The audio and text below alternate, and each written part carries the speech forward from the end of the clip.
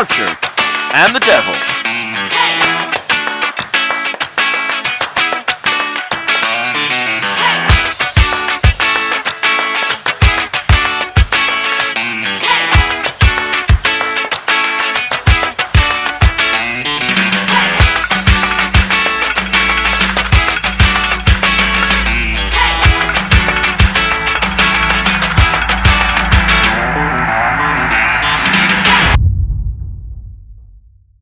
So welcome to the first ever Archer and the Devil podcast. I am Archer. This is the Devil. Why do they call you the Devil? I mean... There we go. That's all we need to say about that. We have known each other for... 23 years. Is that what it is? 23 years? 23 years. So 97 we met at school. Yep. I've been friends on and off, really, since then. In and out of friendship, but always stayed in touch. Recently, we've become a lot closer due to our love for travel. You've done a big road trip. I've done a big road trip. Sexually closer. Also. But yeah, so we've just decided to do a podcast, really. And it all came about because I wanted to read you my Best man speech. Yeah. Which should have taken 20 minutes. Probably not even that, 10 minutes. About 4 or 5 hours. Yeah. And then we ended up in the pub for about 5 hours just talking absolute shit. So we thought, why not do a podcast? And here we are. Our love of travel is the main reason why we want to do this, what we want to talk about. Yeah, primarily. But I think we can chuck some other stuff in, what's happening now as it goes on and what's happening in the world and, in our lives and whatever. We just talk shit for 2 hours and basically have a few beers. And what we did in the pub. Effectively, yeah. But recorded. 100%. Posterity. And we hope that everyone at home listens, watches, reads. By all means. Yeah, 100%. Anything you don't want to say or want us to say or don't want to say or whatever, just comments. I don't know. Shout at us in the street like we used to before the internet. I still get that. Well, I mean, look at you. But yeah, I mean, I think it's probably best if we just start with... Travel? Yeah, our stories of what got us into travelling in the first place, probably. We've both got... I'd say fairly different stories. Yeah, I think the way we've done it, we've overlapped some places, overlapped some countries, but our experiences, I guarantee, are different because of the way, the process of which we've done it. Because yours has been primarily through driving. Yes. Yeah. Whereas mine has just been backpack, go, figure out where you get. Because I've done two different sorts of travelling. I've done travelling because I used to race cars. Yeah. And also travelling in a looser sense than what you've done, but still travelling in terms of road trips. And what do you prefer?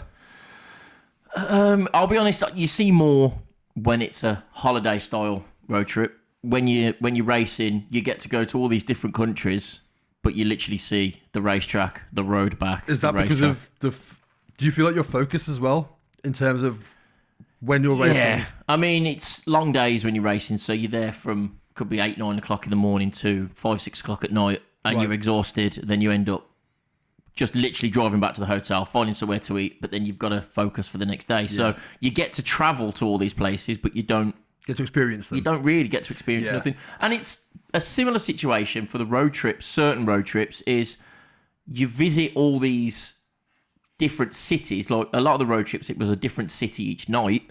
Right, okay. But you're literally there 24 hours. Most of it was driving there. Yeah. Then you get there and again, you have some dinner and you leave. The next day, 8 o'clock in the morning, you're gone. Yeah. So it's very different, but I don't know, I think it's all good. Travel's just... Yeah, I mean, the thing is, anything that's putting you out of your comfort zone, that's new experience, new environment, new people, it's always going to... 100%. It's, obviously my story started with a friend of mine.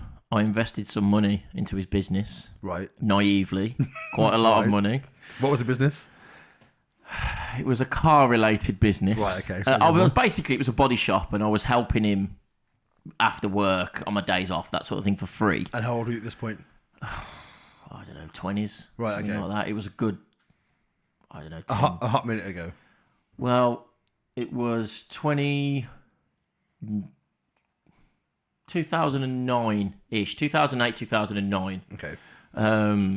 So a good over 10 years ago.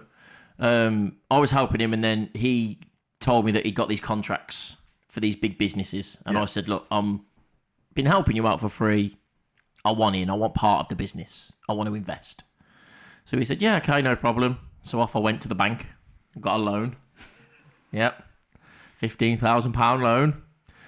Smart move. Yep. And literally was in my bank an hour before I transferred it straight over to him. We'd got all these plans of what the money was going to be spent on, what it was for, who it was going to, bills, tools, this, that, and the other, everything. It was all done. Then I got access to the post and the letters and the office. Right. And I'd seen all these bills that hadn't been paid, and I'd seen all, and I was like, oh, great. What have I got myself into? 3 weeks later, the bailiffs was knocking on the door. But I was still working a full-time job at the time. Right, okay. But they gave the bailiffs my number. So I'm up a roof. I mean, this guy sounds like a smart guy, to be fair. He's brilliant. I'm on the roof of a house, on the phone, arguing with bailiffs while they're all in the business. Doors locked, shutters down, pretending they're not there, so Right. they can't get everything nicked, taken out, whatever.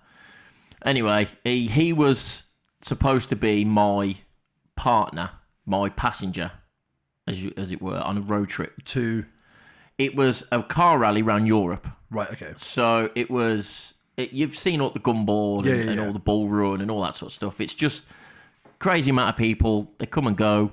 You know what I mean? You go to different villages, different cities each night, different countries most of the time. How long is it, like the duration of it? It was, I think it was 7 days, this one. Right, okay. So it was started in the UK and it went down into France, down into Spain, back up into France, Lyon, and I think it finished in Paris. But you went to like, I can't remember it.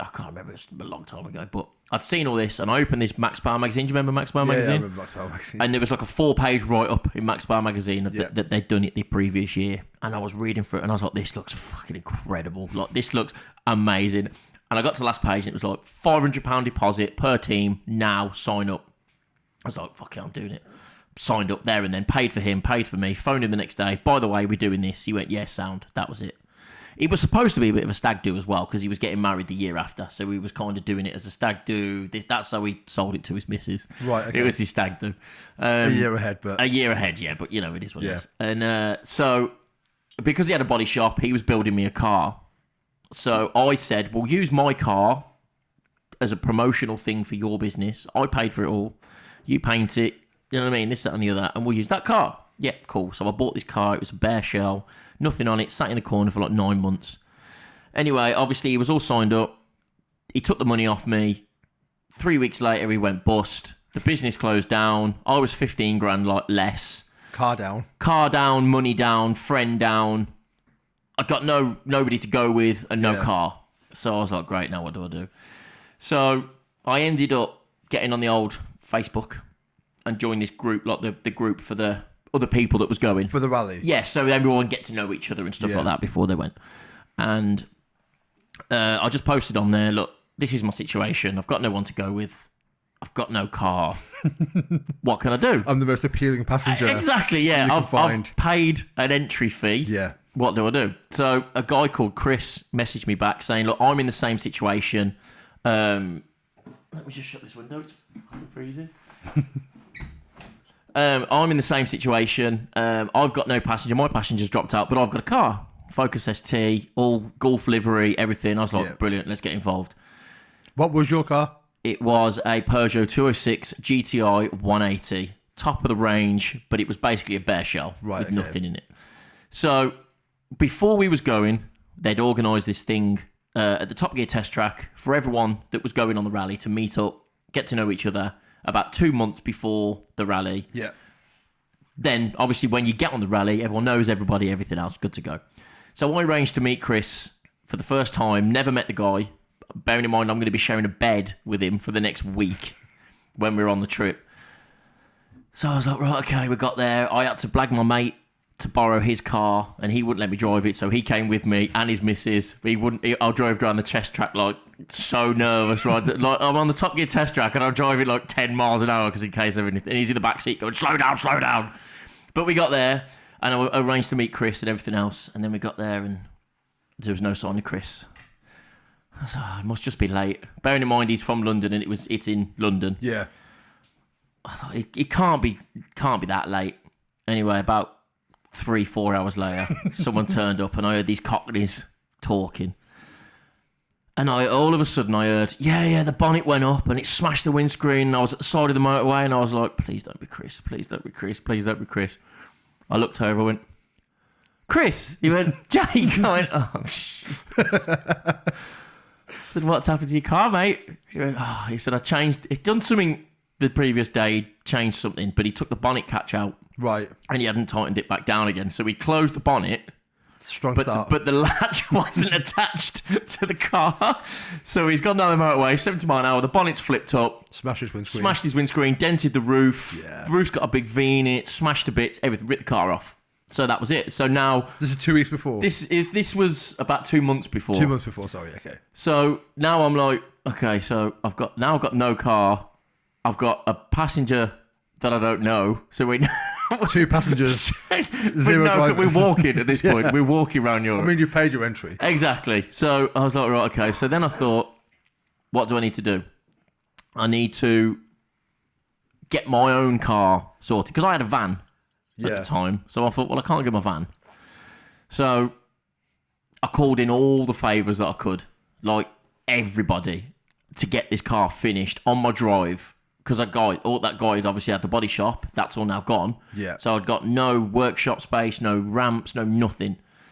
So I called in all the favours. I ended up getting a £200 rattle can satin black paint job that if you looked at, the paint fell off. I don't think they even scuffed it. Like you went for a car wash and it would have been silver again.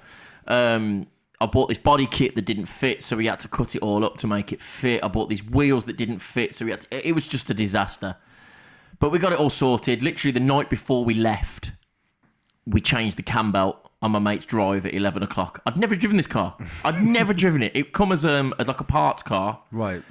With the parts in the car. Not attached to it, in the car. Backseat kind of job. Yeah. So I'd never driven the car and I'm about to take it 7 days around Europe. Completely unknown, not a clue, anything. I mean, what could go wrong? But because I was so into this road trip... Yeah. I was not going to let that guy stop me from going. Yeah. I thought, you've had my money off me. You're not taking this experience off me. I wanted it for so long. Turns out, we got it all sorted. Picked Chris. I went to Chris's. Chris is a head chef down in London. So he ended up a massive fat piece of tomahawk steak that he took from work. First meeting, stayed at his the first night. We ended up in some club down in London with Pritchard from Dirty Sanchez. Right, okay, he was there. And there was all these girls on the rings spinning and fireworks and everything. It was like, just that first night in London, like the launch party, made it all worth it. Right, okay. And then I went on to have the best fucking week of my life. Honestly, unbelievable week. 250 people, 100 cars. Right. Of all sorts. So you're talking Ferraris down to £200 Volvos. And these are drivers from all over? All over the country, all over Europe. Because Right, there was people that I've still got friends now. Yeah. From Denmark, Finland, Sweden, Spain, France. Like people from France and Spain drove to England to start the rally, to drive back. So they'd already done like 2,000 miles before they even They've started. done the whole thing in reverse. Basically. Exactly. Yeah. But they'd done the whole because they wanted to do it with everyone. Yeah.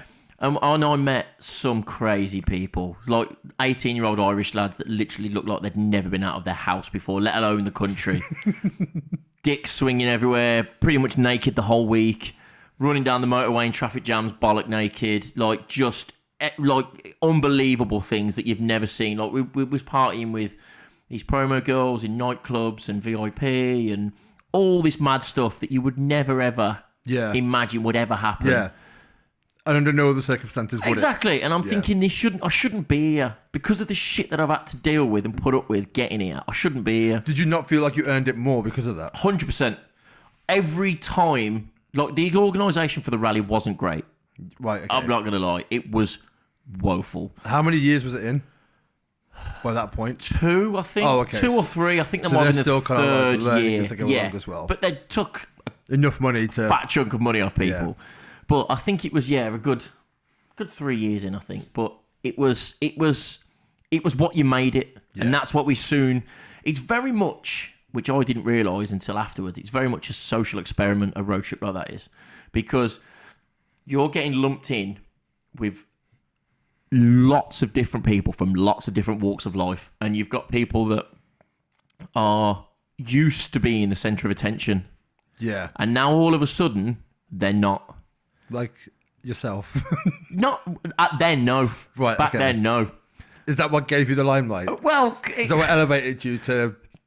No, I've always been gobby, but Yeah, you have always been gobby. But no, it was like people that have always been Yeah. that everyone went to, whether Yeah, it be the only kind of, I guess in that circumstance as well, the only common denominator is the travel aspect of it and the driving aspect of it. Yeah. And outside of that, you could be most anything. To be fair, the only real common thing was cars. Yeah. Everyone was there. Everyone that was there was into cars. Yeah. Do you know what I mean? So that was the main thing. But that bred a lot of moaning as well. Because you've got people that I say used to be in the centre of attention that are now not. So the way they get their attention is to being a complain. dick. It's basically to complain. Yeah. Because then everyone else then, oh, well, he's complaining. I'm going to go and sit with him because I can complain with him then as well. Right. And I picked up on that quite quickly while I was there, but never really thought about it that much. And then when I got back, that's when I kind of had this, when you come back and it's a big bump and you're back to reality and it's like, okay, well, let's digest what's happened. Yeah.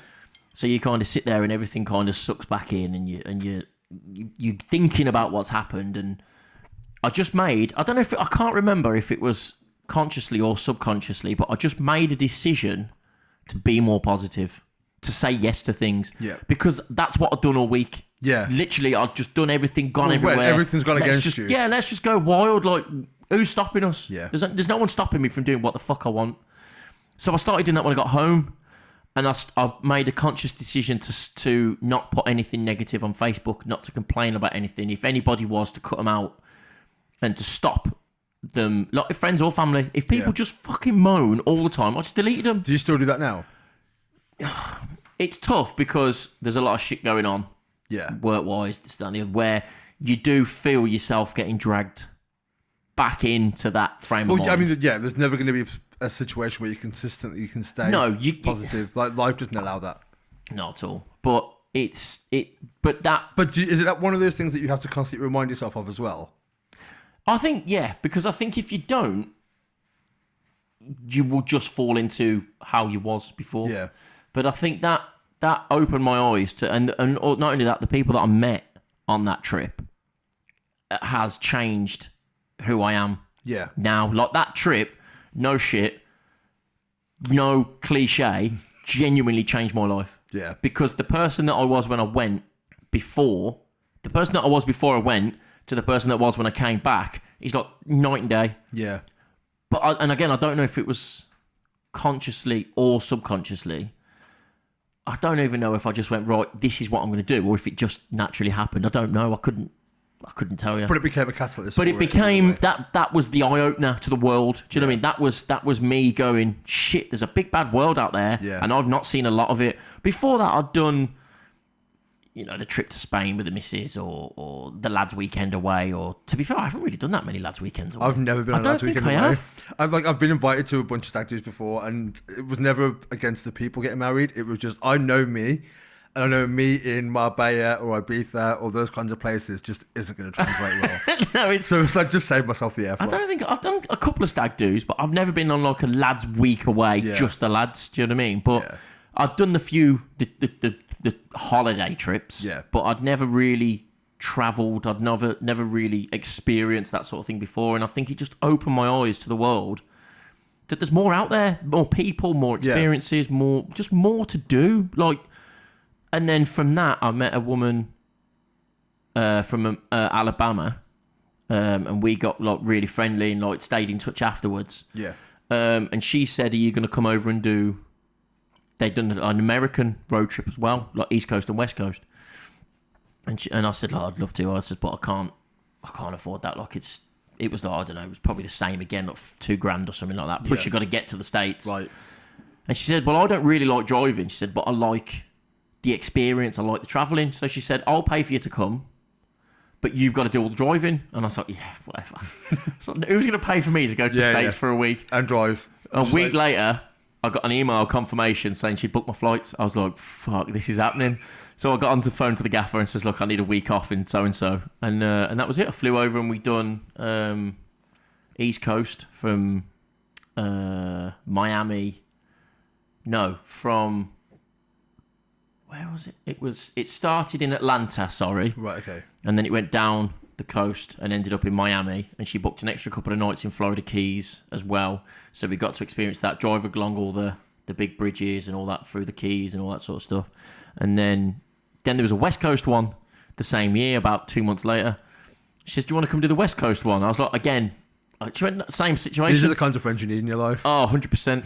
And she went, but she's the same as me, but we didn't know it at the time that we're very similar people. We just met. And we just clicked, just as really good, we just clicked as friends. And she was like, do you want to come do the West Coast one as well? Okay. So I was there for 9 days and she booked extra couple of nights in Vegas. I think that was the first time I experienced Vegas as well, 2010. Yeah, I think it was. No, it was definite because I'd only been to America once before that, to Florida. Right, okay. So that was my first experience ever of Vegas was driving down the strip in a convertible Mustang with a rock and roll band in the car because there was a band on the trip. And I somehow ended up in their car. So you've got 5 of us in this Mustang, roof down. It just got dark. We're driving past the Bellagio fountains and you literally stop in traffic. You look over and Elton John's playing on the Bellagio fountains. And I swear to God, I looked around and I went, what the fuck is happening here? Yeah. It was one of them moments where you just think, how have I ended up here? Like, what is going on? And that since then, because before then I could never say to you that's happened before. Yeah. Since then, on a regular basis, I've looked around at that moment and gone, what the fuck is going on here? Why am I here? Like, what is going on? Yeah. Like you said about going on lads' holidays, you shouldn't be there. Yeah. I shouldn't have been. A lad from Tamworth shouldn't have been on an all expenses paid trip in Vegas with a rock and roll band in a convertible Mustang. It just doesn't happen. It shouldn't have happened. That kind of... Shouldn't have happened. It's rare those kinds of things present themselves as opportunities. Madness. So I went Europe, East Coast, West Coast, all in the same year. Right. And that was it. Then I was hooked. Yeah. And that was my real introduction into the love of travelling, really. That was where it all kind of started. It just went from there, really. And that's it. And I've just been pretty much hooked ever since. Yeah. Crazy. I think that was the thing with mine. It was one of those things where I always wanted to travel. You know, when you're growing up and you see films or you see National Geographic and you see pictures and stuff like that. So I always wanted to and never, I think, had the balls to do it more than anything else. Just didn't have the confidence to think, just book a flight and go. And having people to do it with, which is always my biggest problem initially. Yeah. I've been to New York a couple of times, like 2004, 2005. Other than that, I hadn't really left the country. And I went to Barcelona by myself for a week. That was 2013, I think. Why did you go on your own? Just because I wanted to go. Just no one would come with you, or just no, what you just it was, decided to go on your own? so. My girlfriend at the time, prior to me going, we'd always talked about going to Barcelona, but she'd never a passport. We were together 4 years, and she'd never got a passport. I don't understand people like that. So her thing was that she wanted to get one, but she'll get it when she's ready. And I offered to pay, but she was like, "I'm independent and I can get it." And to be fair, she got one. I think she's been to Barcelona now, so it wasn't. I think it was just we were younger, didn't have the money. And Yeah, stuff but who like doesn't that. have a passport? Like the minute they can get on a plane, I get don't. that. But that was the reason why I hadn't been anyway. So when we broke up, I think it was a few months afterwards, I wanted to go somewhere. I was like, right, I'm going. After 4 years. Stop banging the table. Sorry. After 4 years of talking about going to Barcelona, I was like, I'm going to fucking Barcelona. So I booked a flight. I'd never been anywhere by myself before. I think I flew to New York alone in 2004, but met people there. So it was only really... It's a long flight to go on your own. It is, but it was only the transit that was alone, really. So I think when I came back, I had like a day by myself, and that was about it. This was a week alone, and my biggest fear was, how much do I like me? Like, you know what I mean? Like, how much can I be in my own company? I don't speak Spanish. True. I don't know where I'm going. Nope. Let's just figure it out, right? So I booked a flight, went, shitting myself before I flew. But then once you're there, it's like, it's not difficult, especially in this modern age, like with phones and everything else. Yeah, it's a lot easier. Yeah, Traveling now is easy. It is easy. But yes, translation apps. Yeah, 100%. Different world, isn't it? My favourite thing in Barcelona, we discussed this before, but I love a pizza. Yeah. And one thing I do, every country I go to, I have to have a pizza. So in Barcelona, I went to a restaurant to order a pizza. And again, cannot speak Spanish at all. So there's like a short, rather large Spanish woman. So I'm ordering a pizza off her. And she's trying to work out what size. Right. And I just remember her going, grande. And I was like, no, just me by myself, just a small one. But that emphasis of grande stuck with me. But yes, I went for a week, and I did so much. That was the thing that shook me the most. How much you can do when you're not with other people. When you haven't got a compromise. When you haven't got, well, I want to go here and I want to go there, but we'll do both and do an hour each. Just didn't stop. Barely ate, because I was like, if I eat, it's an hour in a restaurant or half an hour in a restaurant. Yeah, you're on your own as well. Yeah, so there's nothing grab worse some than street that. food Yeah. and loved it. Like, so I was there for a week. And that was my thing. I was like, okay, I've done that for a week. I've proven. And literally, the conversation we've had so far is longer than any conversation I had in Barcelona. Just didn't talk to anyone. Cause I stayed at a hotel. The guy at the hotel called me Senor El Diablo. There you go, see? He was like, you look like El Diablo, see? And that was it. That's what they called me. And I didn't even know that. You didn't know that? That's literally the first time I've Right, said so that. yeah, they called me Senor El Diablo for the week. Stayed there. Came back, and then I was like, right, I need to go away. So that was October 2013 or 2014. And then I planned a trip around Europe, driving. But again, by myself. I had a shitty Ford Focus that it used to cut out every time I downshift. Nice. Which is fine until you're turning around roundabouts and the power steering goes. I mean, you say that, but you change gear quite a lot. You do. So it's probably not ideal. Yeah, the speedometer didn't work. So I was guessing my speed. Every time I hit 60, the boot would pop open. I loved that car. And this was the car that you was planning on driving around Europe in? That was the car. Okay. I loved that car. It had character. Right, that was my argument. But then I went to a gig with a couple of mates, and I was talking afterwards about my plans. I was about 2 months out from going, saved money, and they were like, oh, we're going as well. And we compared routes, and it was pretty much identical. Right. I had a bit planned afterwards, which they didn't. And they were doing Interrail, which I knew fuck all about at that point. Interrail? Yeah, so do you not know about Interrail? So Interrail is you can book, so it's all train tickets, hence the rail. Right. And you can book. Go on. So the one we booked was like, I think, for a month, and it's like unlimited destinations. In the car? Or No, train. Right, okay. So So you don't drive the car onto the train? No. Right, So okay. this is just train. Right. So you can do smaller ones as well. I'm not advertising Interrail. It's probably cheaper to do it if you just book tickets by yourself. Okay. Unless they want to give you some free shit, then go for Interrail. Yeah. So we went and we did 14 countries we planned. Well, I planned 14 countries. In Europe? Yeah. I didn't even know there was 14 countries in Europe. There's 36, I think. Shut up, there's not 36. I'm probably wrong on that, but I reckon it's about 36. Name all of them, alphabetically. Right now. It might have been more, I can't remember. But yeah, so we flew to Nice.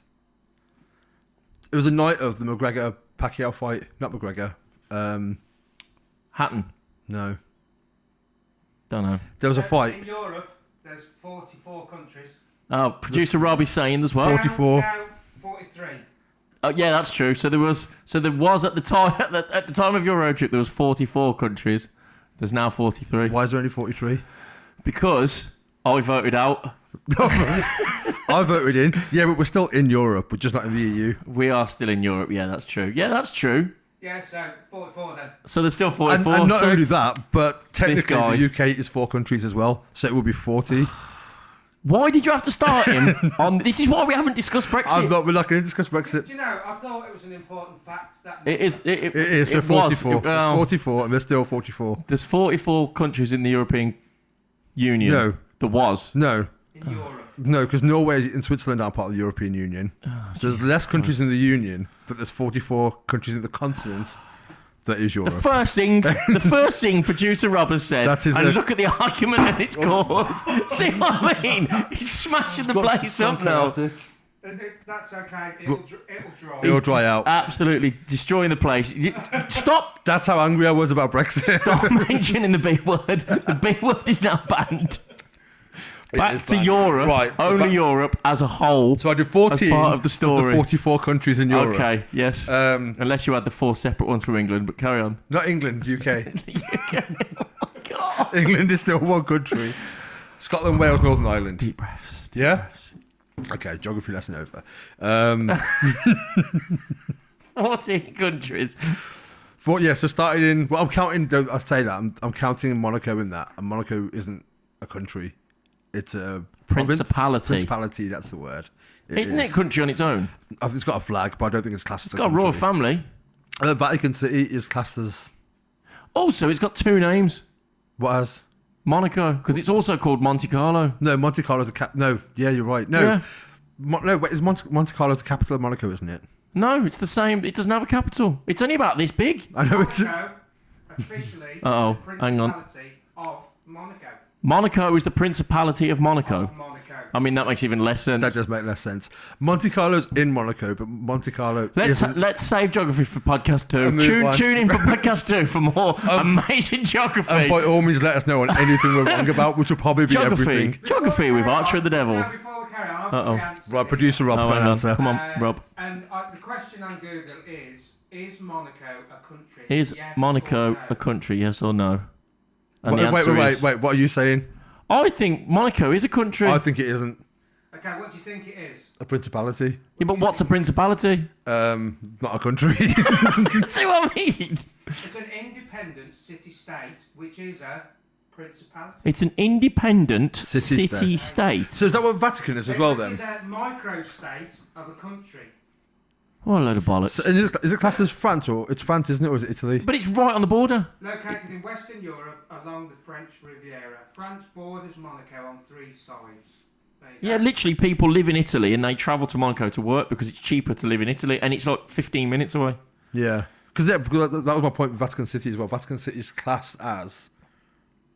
I think it's classed as a country. Producer Rob will let us know in a moment. I found, on the completely off subject, I found my first and only ever hot chips vending machine in a service station on the Monaco, Italy border. I thought you were going to say in Vatican City. And No, not that there. would have been so much more No, impressive. not there. I literally But- put €2 in and I got out the bottom hot chips or fries for our American viewers. How were they? Fries. Incredible. Really? Unbelievable. And you could hear them coming down the machine, like following them down with your ear.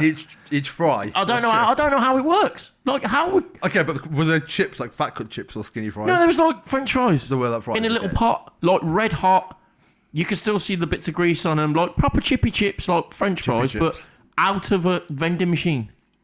And I'm That like, is impressive. I thought if that came to England, you'd be a millionaire. You could No, have one of them on every street If corner. that came to England, they get broken into the No, yeah, but day after. what are they going to steal? Hot fat. Potatoes. I don't know how it works. If anybody knows how it works, please feel free to buy me one. Oh, hang on. Rob's got something else to say. Vatican City Yeah. is the smallest country in the world. Oh, there you Holy go. shit. How can Vatican City be the smallest country? You can make this a country. You could, I mean, I said you could. Wasn't Cornwall trying to make themselves their own country? It's 1/8 the size of New York's Central Park. Vatican City. I know Monaco. I don't know if they can hear you, but Can you hear me? I can hear you because you're in the room. I can't hear you through the microphone. Oh. Oh. I'll shout then. So Vatican City is one. That's why I'm repeating everything you say. What we're learning is that Vatican City is officially the smallest country in the world. Is 1/8 of New York's Central Park. And it is 1/8 the size. If you have heard him, we apologise for repeating, but if you haven't, it's 1/8 the size of Central Park. What is Vatican City? It's where the Pope lives. Yeah, but so it's just like a house. No, and it's he's not, have you not decided- been? So No. it's in the middle of Rome. I don't think I've been. Or I've been to Rome. It's in Rome. And it's where the Sistine Chapel is. I've seen. Where That's the big round thing, the Colosseum. That's not it. I've been there. I've been got there. a picture there. Parked outside it. Took a picture. Drove off. Didn't go in it. Really, I went in Yeah, it. literally. It is pretty cool. I'd like to go. I've been to Pisa. That's not it. Yeah, that's not it. That's I different. thought Pisa was a bit shit. I feel bad because I met a girl when I was in Romania last year who was from Pisa. Sorry, I'm banging the table again. And we discussed Pisa beforehand because I was telling Pizza or pizza? Pisa. Over pizza. Nothing over pizza. Did you discuss pizza over pizza? No, Oh. but I've got her on Instagram. I'll see what her opinion is. And I was talking shit about Pisa, and then she was like, "I'm from Pisa," and I was like, "I'm gonna." People from there. People That's live true. there. Actually, I drove through there. The roads are really bad in Pisa. I didn't drive. Really bad. It was like I just remember it was like 32 degrees that day, and I had a 12-kilogram backpack on, which isn't particularly heavy when you're walking around with it all day in 34-degree heat. Did you have the same clothes on that you've got on now? Most likely. I'll put money on it. Different t-shirt. I will put money on Different the fact. t-shirt. We have there is a recurring theme here with Jake. Yeah. Whenever I go anywhere, He only wears this outfit. You can't really see it all now, but I mean, I do have variations. I mean, not really. The only thing that changes is the t-shirt. And he's bought a new coat this year as well. I have got a new winter coat. I have. And some white It's shoes. the first coat I've owned since 1997. Oh my God. Like, genuinely. And I used to live in Iceland as well. No, exactly. And the thing is, like, you genuinely need a coat there, but just Didn't have one. didn't have one. Same outfit. Same outfit. There we go then. Before you carry on talking, Uh-oh. Rob's- I've got some questions. Rob's got questions. Questions already? Wait, is this like a quiz? We haven't finished Sonny's story yet. I'm not going anywhere. But I'm interested in this as well. Right, So, Rob's got a quiz. The question is, in 2011, how many people actually lived in Vatican City? In 2011, I don't think any. how many people lived in the Vatican City? I don't think anyone can. I don't think it can be an official form of residence, can it? I You don't even know what it is. I don't even know what it You is. know what So it it's is. not going to ask me if you can live there or not. Okay, just for it's essentially like I don't want to say cathedral because I don't want to be wrong. Is that the thing that you see in the films, like where they all go when the Pope dies? Is that Vatican City, like in James Bond, and the smoke comes out the chimney? That's when the smoke comes out of the chimney. That's when they nominate When they got a new one. Pope, yeah. Yeah. So the smoke It turns. just looks just like a big square. white. It is well. It's a circular kind of like courtyard Right. with this big ass cathedral type thing at the end of it. It's not a cathedral, but someone will tell me the Gaff. right word and tell Pope's me. gaff. St. Peter's Square. That's it. And then inside there, that's where the I thought that was in Venice. Is this another St. Peter? no Venice is just where the canals are. Yeah, there's a St. Peter Square in Venice I as haven't well. been I'm there. sure there is. There's probably more than one. I've been to Venice. It's cool. I haven't been to Venice. I'll tell you why I haven't been to Venice when I get to that part of the story. Okay. Yeah, But, let's finish your story. Shush. Wait. We haven't answered how many people Oh. live there. None. One. 594. Shut Oh. up. Yeah, it was 71 cardinals, 109 members of the Swiss Guard, 51 members of the clergy, and one nun inside the Vatican walls, and then the rest were diplomats. One nun? Musicians. One nun. She had All a good time. dudes and one nun. He had a good time. Mate, Like literally. To be fair, and unless she was like a child, she's going to be fine there, isn't she? Oh, come on now. Like, you know what? I hesitated, but The apologise to any Catholics. So out there. basically, anybody that lived in Vatican City was a religious type, and that's it. Well, it's purely Catholicism there. So you can only live there if you basically work for the Pope, I mean, I don't know if it's like some mafioso situation going on there. like the Tower of London. You can only live in there if you work for the Queen. Same thing. Is that true? True story. I mean, People live in the Tower of London. I've Do been they? there, done a tour. There's like proper houses and they stuff. live in there. Like inside the walls, they've got little front doors and shit. Or like the beef eaters and stuff live there. interesting fact Oh about the Tower of God! London. Interesting fact. The best job in the world, the best name of a job, the Raven Master. The Raven Master. Oh, he's the guy that looks after all the birds, isn't he? Yeah. What gave And that also, away? what do you actually do? You just open the doors, they all fly off, and then you shut the door at the Is end that of the like, night. you know, in Game of Thrones, they like send a raven, they put a message Yeah. on the foot? Is that what his job He's was? the Raven Master. But wait, was that what his job I was? don't know. I can find out for He's you. the Master of Ravens. Master of Ravens. Start with your facts. We're trying to listen to Sunny's story. Okay, but I thought it was you needed to know at that point. Okay. Carry on.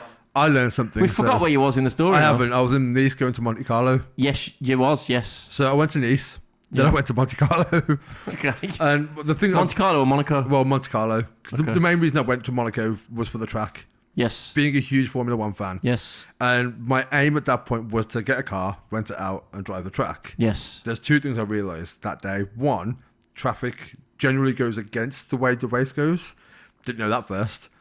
I mean, yeah. It depends what in time of the parts, night it is. Yeah. And secondly, I couldn't afford a car. which was my Which biggest is more issue. important, Yeah, well, I really. mean, Traffic's irrelevant if you can't afford the car. Because I think that was like day 4 or day 5 of the trip, and I had X amount of time ahead of me. I was like, I don't want to run out of money before Yeah. I get out of here, basically. So walked the track there. So I walked the whole of the Monte Carlo. walked track. the I racetrack. walked the racetrack. Okay. I've drifted the racetrack. Have you? Yeah.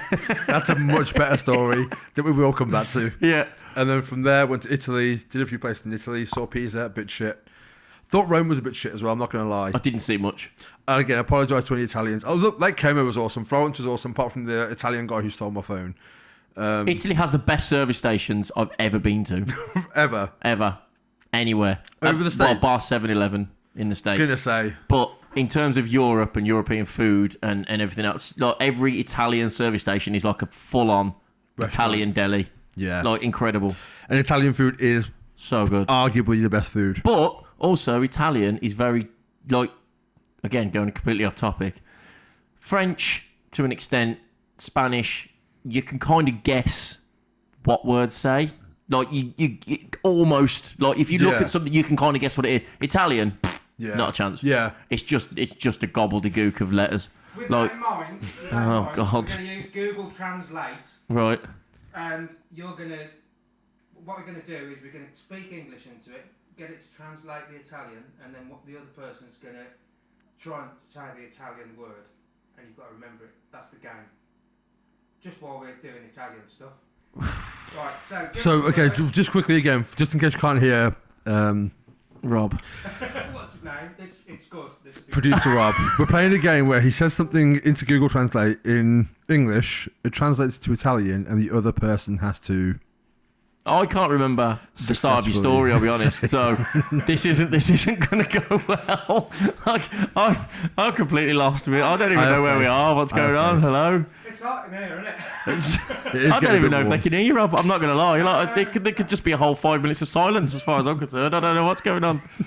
Can you hear me? I don't know. I can't hear. I don't know what's Carry happening. on anyway. Italy. Let Sonny, the devil, finish your story, please.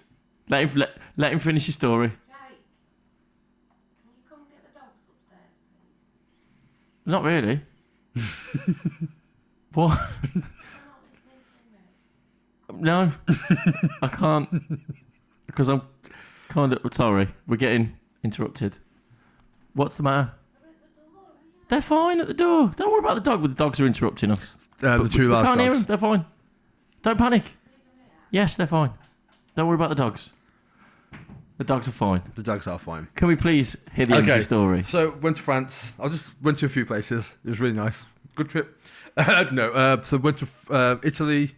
After that, got my phone stolen by an Italian guy who just briefly stole my phone by talking about football, which next to pizza is my...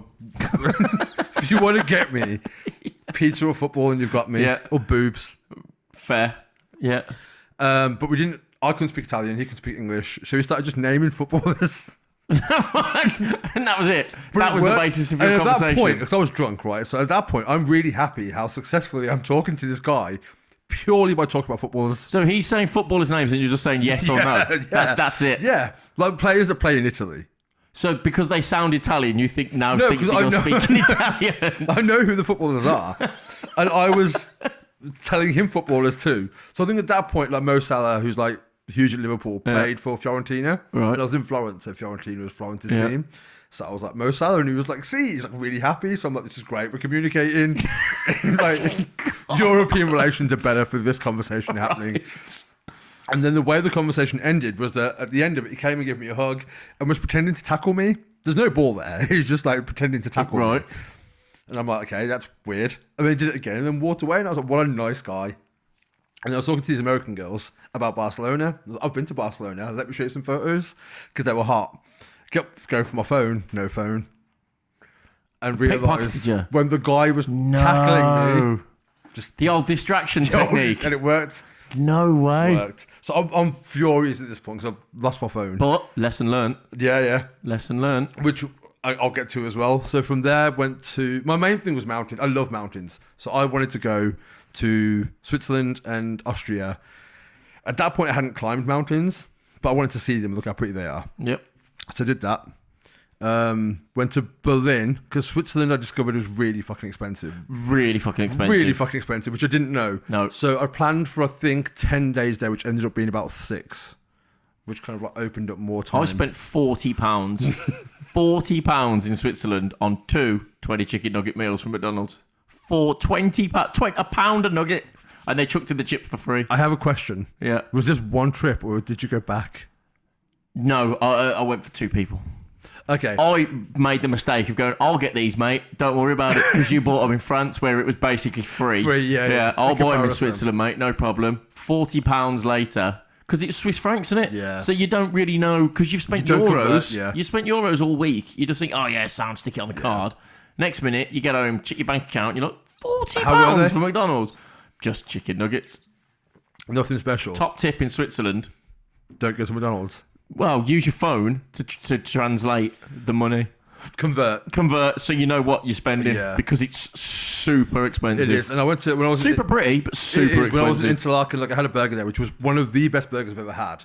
But that was about £30, and I think at that point I'm like, I need to get the fuck out of this country. We need to leave. I'm going home tomorrow. So went to Liechtenstein for the day. Is that a country or a place? It's a country. It sounds familiar, only because of the World Cup. No, I don't think Euros. Liechtenstein.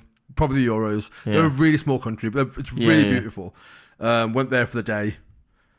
And then went to Austria, which was the main place I wanted to go for mountains.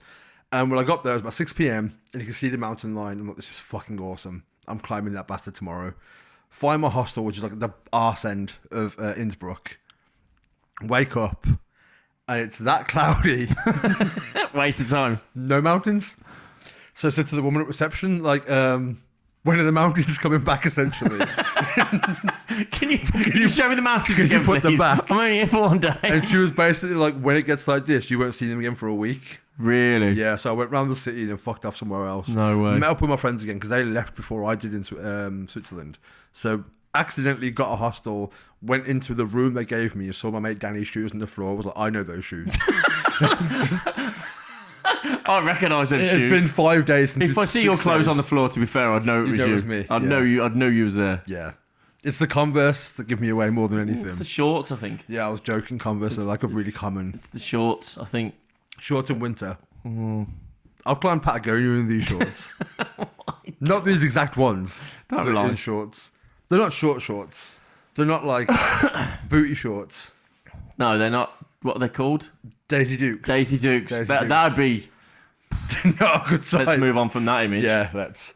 But at this point, because I think the reason with Europe, I wasn't that bothered about going to Europe. I'm not going to lie. Like I wanted to. Like I wanted to go to see the Vatican. I wanted to see Colosseum. But I wanted to go further. I wanted other cultures. But I think that was my tester trip. Yeah. If I can do this, if it fucks up, I'm an hour away from home on a flight. It is. If you've never done it before, I don't care who you are. Yeah. If you go travelling on your own Yeah. for the first time, it's terrifying. I think No, the it is. first time I went on my own was when I went to America on them 2 road trips. Do you on still my get own. nervous when you go now? I think I enjoy it more because it forces you to talk to people. Yeah. Like you just naturally speak to people because you've got no one else to speak to. Yeah. So even if you just sat at a bar, if me and you went, we'd just talk to each other. Yeah. America, certain places are very different because a lot more people are more open. I think as English, we're very closed off, and it just naturally you're just No, I agree naturally with inverted, like introvert, because Yeah. it's just the way we are. Whereas if you're American, you're out there and you'll talk to anyone, and everyone's friendly and everyone's happy. So I think if you go on your own, especially as an English person, it forces you out of your comfort Yeah. zone. And I enjoyed it. No, I did that was the enjoy thing. it. So with that trip, 'cause I had my 2 mates with me essentially most of the time. In Berlin, there was this guy we met who looked like Hugh Jackman's brother, Right. who had a mate out there who organised just like, it was like a pub crawl, but in the street. So you just go to a liquor store, get a bottle, and just talk to people in the street. And that was Okay. the first time I really like encountered travelling or travellers properly. Because it was just like, where are you from? Like the dude, like Estonia. I'm like, cool, I've never been to Estonia. Tell me everything about Estonia in 3 minutes. Then next person, then next person. Then one guy was like, I'm from Manchester. I'm like, I don't give a fuck about Manchester. Next. Not against Manchester, but I can drive to Manchester Yeah. at any point. It's an hour away. So with the Brazilian guy, I'm like, cool, I can learn things that I don't know. And that was basically, it was that trip and doing that gave me the confidence to do it. So it wasn't even like to that point where I was hooked. I enjoyed that, like I enjoyed seeing everything, experiencing everything. But I wouldn't really say traveling around Europe for me was the way I've travelled after it. It's different. Completely. Yeah. Like that gave me enough to know how I didn't want to do it and how to do it. Because I planned all of that. I wrote the whole thing out, which I needed to because I only had X amount of money. So I came back, saved money, and that was when I flew one way to Bangkok. No plan. Just a budget, 2 nights in a hostel, and winged the fuck out of it. See, I don't know if I could do that. See, that's where I shine. I don't know if I could do And that. that was where you were just saying then you have to talk to people. My first night, I remember I stayed 2 nights in this hostel in Bangkok. Didn't talk to anyone. Went out in the day, went and saw some shit. And I was shitting myself before I went. I didn't, genuinely, it was finding reasons not to go. And I'd had a crappy job, which I had just to save money to go. So I quit that. And I wanted to spend, I think it was my 33rd birthday or 34th birthday. There's a festival in northern Thailand with all the lanterns. Yeah. And it was on my birthday. And I think I saw in February, my birthday's in November. So I saw in February this thing was happening on my birthday. So I was like, right, I'm going. That's my resolution this year, to spend my 2016 34th birthday there. And went and shit myself and got there and didn't talk to him for 2 days at all. Just walked around, headphones on, looking at everything, listening to music.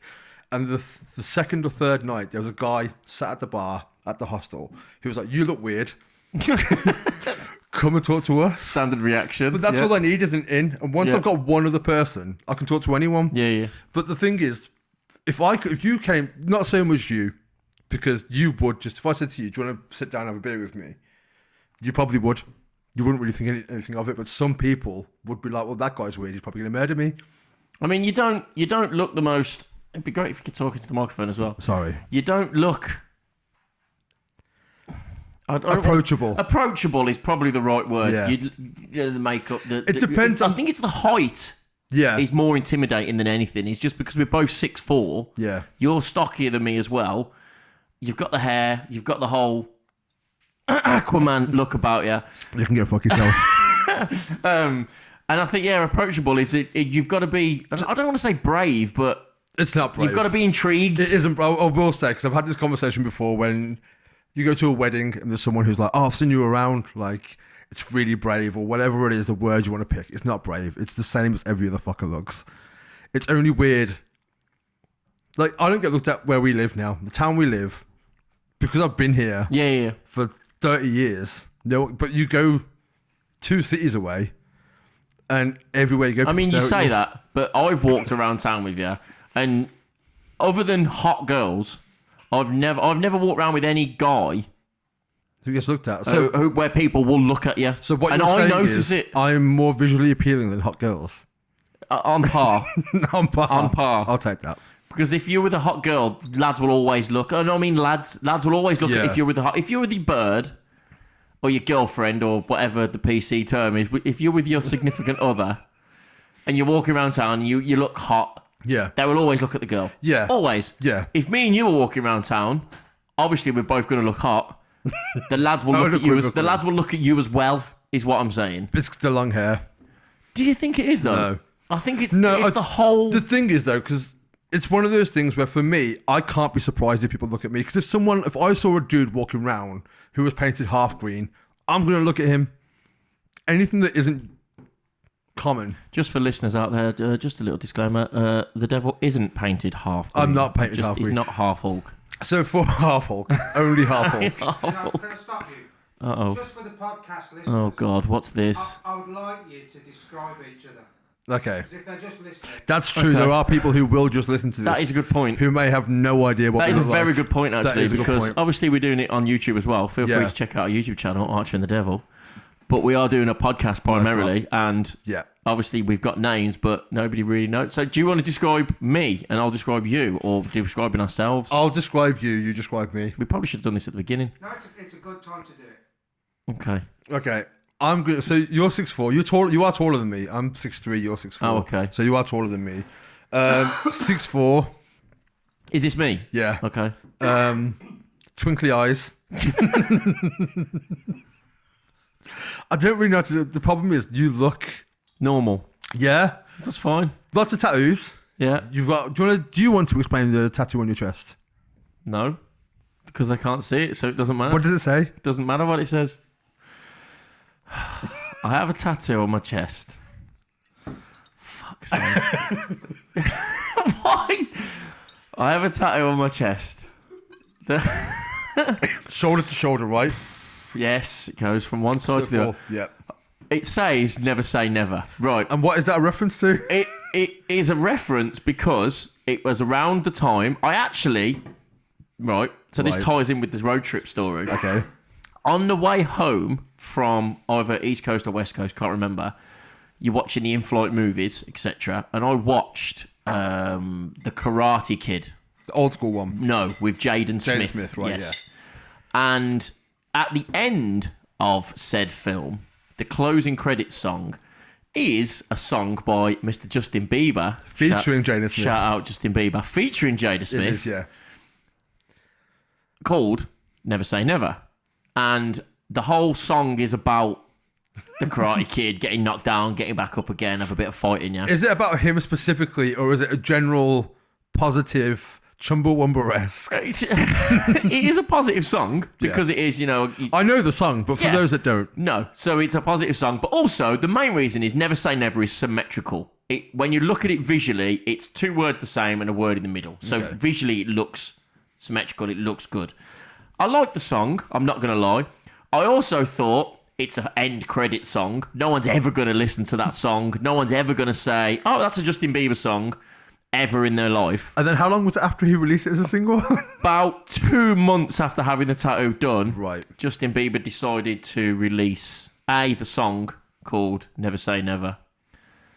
I think the album was called Never Say Never. Pretty sure the tour. Pretty sure the tour, and I think there was a documentary. DVD. Yeah, there was. I think there was a documentary There was. also called And I want to point Never out, Say the Never. only reason I know all of these things is because every time there's a new thing by Justin Bieber, I made sure to let you know.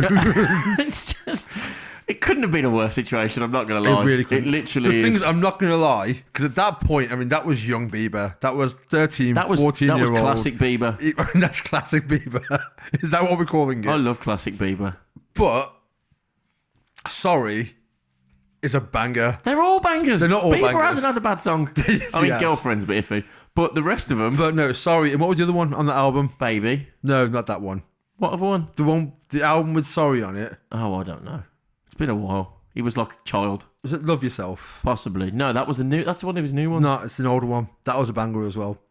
To the point, he's Canadian, right? Correct. Let me get this right. So when I drove into Vancouver, Yep. last trip I went on, flew to Seattle, had a camper van, and as soon as they let me through, and I say let me through, because I was worried for a hot minute there, which is another story, I hit Bieber. You gotta. Has to Same go. as when I drove It was into Miami. like that, Brian Adams or Alanis Morissette. Yeah, when And I was drove like, into Miami, immediately Will Smith. yeah. On the bridge driving into Miami. You've got to do it. You've just got to do it. These are things you have to do. Because you'll never forget that. Oh, and I never will. No. Anyway, back to describing me. Right, yeah. Describe me, please. Where was I? Twinkly eyes, Justin Bieber tattoo, lots of tattoos. Well, right arm tattoos. Have you got any left arm? Yeah, a little bit. Oasis lyrics.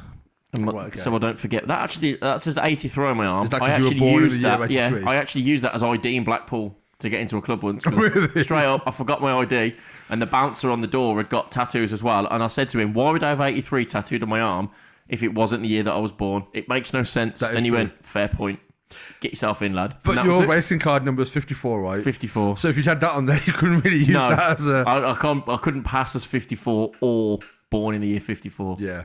Anyway, carry on. Why would you have the age you were at that point tattooed on you? Why would you have 54 if you were 54? No, exactly, because in like That makes no a sense. year's time, it's going to be out of date. Yeah. Other than that, I'm really bad. Do you want at me this. to do it? Am I- So I'm 6'4", There you go, yeah. slender, athletic build, slightly tattooed, Is this what's on your grinder?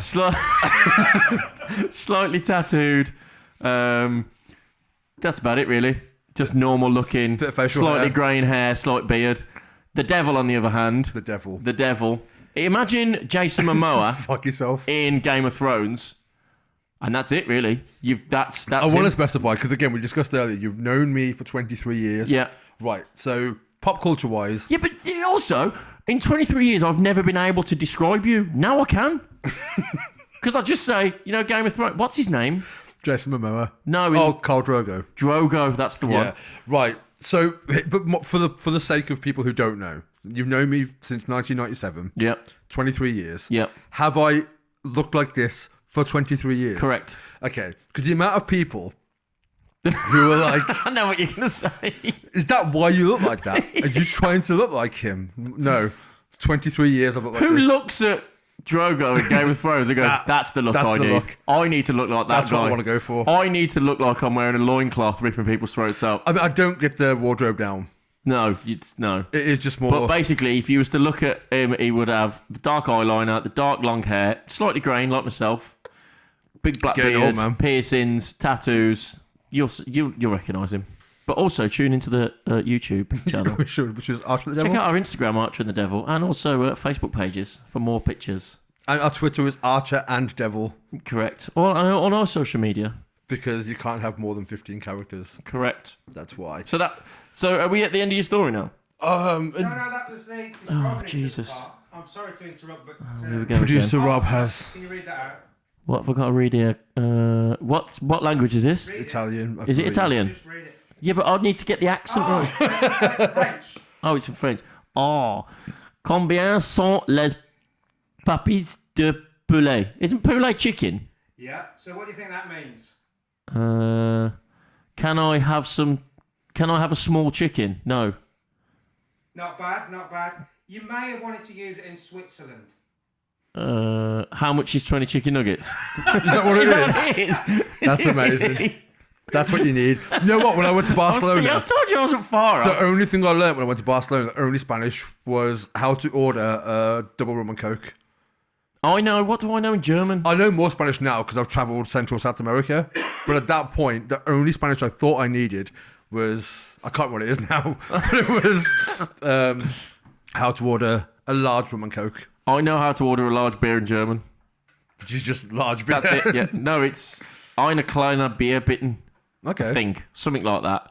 Can I have a large beer? I find German one of the hardest languages. You know when you go to a country, you try and pick up at least a civil hello, goodbye, thank you, excuse me. German's the one, European-wise anyway, other than Icelandic. Yeah, that's just fluent Which, goody yeah, goody. it literally is. But luckily, most Icelandic people speak English. No, like they do speak English, better English than we do, because we speak slang. In Iceland. Yeah. Oh, most of my friends from Sweden, Norway, some of them you wouldn't even know they're from there. They've barely got an accent. The weird thing is, when I went to Norway, I kind of discovered that they speak very American English. Because I feel like that's how they've learned. It's That's through cinema, through Friends, TV, films, that sort of stuff. That's what he said to me. He learned a lot of his English through watching Friends. Yeah. That's how he picked it. And he does have a very slight New York accent to like the odd words. Really? Yeah, which he would never pick up on. Yeah. But obviously because you recognise it, people are like, oh, you're Norwegian, whatever. But some people do. Like Philippines, I've met people from the Philippines. They speak quite, like I've thought people I've met from Philippines have been American until they've said, have you been to America? I'm like, no. Oh, okay. Strange. That is weird. And I always wonder as well, like, especially if you've lived somewhere for X amount of time. So if you're from France and at 20 you move to England, move to London, you've been there for 10 years, what do you think in? Like, what language do you think in? Like, you're in a monologue. Don't start this because you know where this is going. At the minute. You know where this is going. Have you all seen? There's a video going around on YouTube. Should we explain? Yeah, you can go for it. So there's a video going around currently on YouTube of a young lady who, now strap in, who has no voice in her head. Apparently. Yeah. So she has no what they call an inner monologue. So basically, when you read to yourself, you read the words in your head. Yeah. She can't do that. Right. What does she do? Well, because I've read up about this a little bit and I can't grasp it. she says, from what I understand, she sees images of things, and like when she reads a sentence, she says it's like in a wave.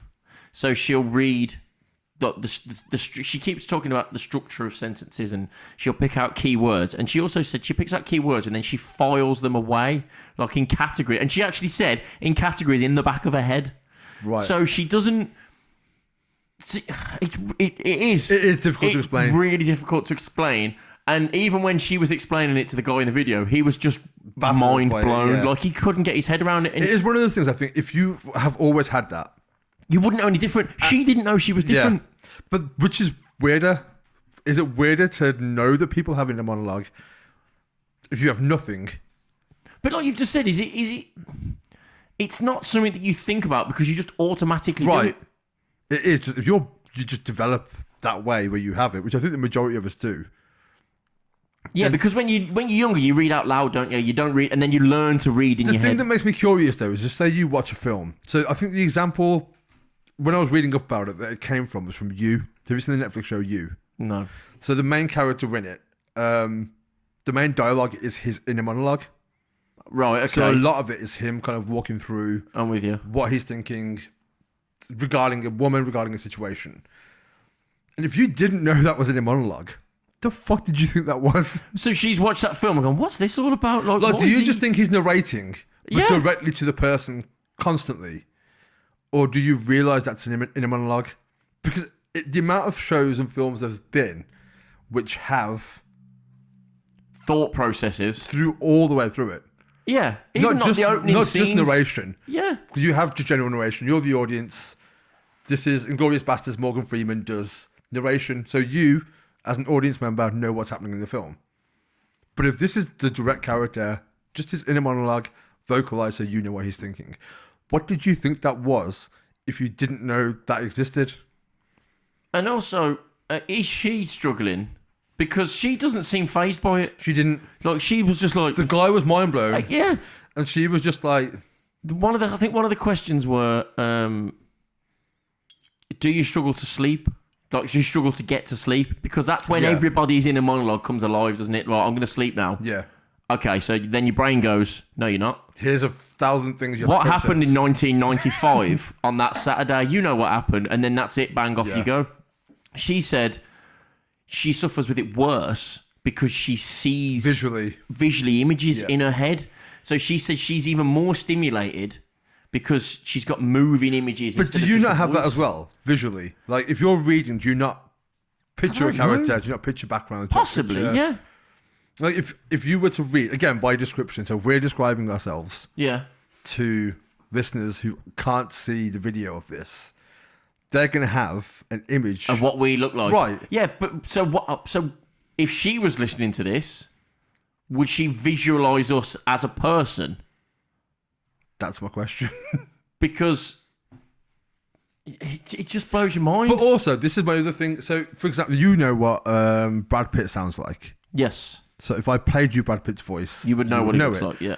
But you would also be able to listen, like in your own head, imagine what his voice sounds like. Yes. Yeah. Because you like even right now, you can speak to yourself as Brad Pitt. Right, Yeah. exactly. Yeah. So if you can do that, that's in a monologue. Yes. But she can't do that. She can't do that at all. No. Doesn't possess the ability. No. She cannot talk to herself at all. That's weird. Like they said to her, if you go on a date. Yeah. I might be on a date with you now, and I'd go, fucking, what's he got that makeup on for? How's it going? But in my head. Right, okay. I would say that in my head, right? And I'd be like, why has he got his lip pierced like that? But she can't do that. So what does she do? She said she has a checklist, Wait, what? and it would be like, I assume, Am I attracted to him? yeah, good shirt, tick. Right. Bad shirt, tick. Right, So okay. she visualises a list and visually ticks it off. I imagine in my head it's like cartoons. So she's got like a cartoon situation going on in her head, and things are moving around and ticking things, and like minions, like they're all running around, moving. Fucking like, hate Minions. I don't. Just FYI. I don't get it. I don't. I don't. But again, it's difficult to like have a understanding of something that you don't have an No, of understanding course. of, especially to that point, because it's difficult to already understand thought as it is, the process of it, the way, like you said, when you go to bed and something from 1995 comes up And it makes no sense.